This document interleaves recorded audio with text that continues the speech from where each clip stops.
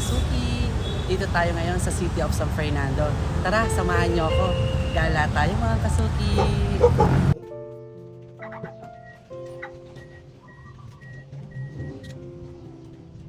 Tara mga kasuki, samahan niyo akong tuklasin ang history ng Metropolitan Cathedral ng San Fernando.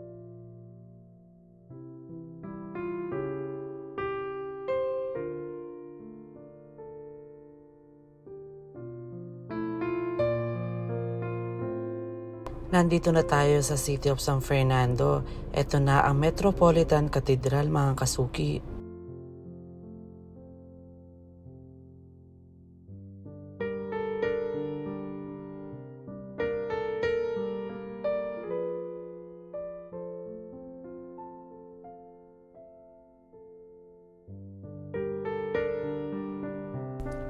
Alam niyo ba mga kasuki, tinatag ang Metropolitan Cathedral noong 1754 by Fray Sebastian Osa and also become the first cura paroko.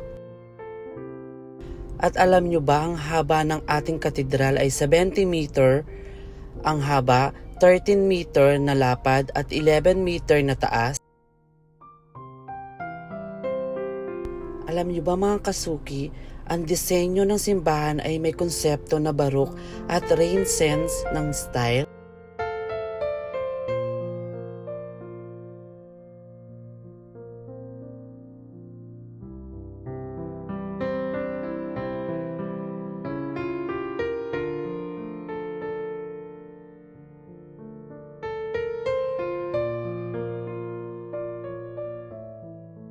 Alam niyo ba mga kasuki, noong 1939, ang simbahan ay nasira dahil sa sunog.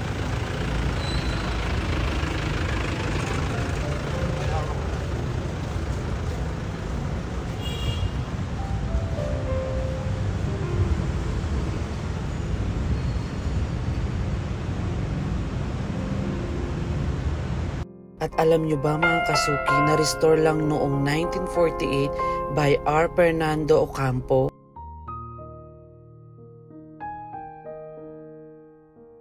At nung taon din na iyon, ang simbahan ay ginawang katedral na kung saan nakupo at namamahala ang si Joseph of San Fernando. Ang unang bishop sa simbahan ay si Monsignor Cesar Ma Guerrero. Sinundan ni Most Reverend Emilio Sinens at si Most Reverend Oscar Cruz at iba pa. Ito'y masusing pinag-aralan ko to mga kasuki, kaya maraming salamat sa panonood. Sana may natutunan kayo sa akin mga kasuki. God bless, bye!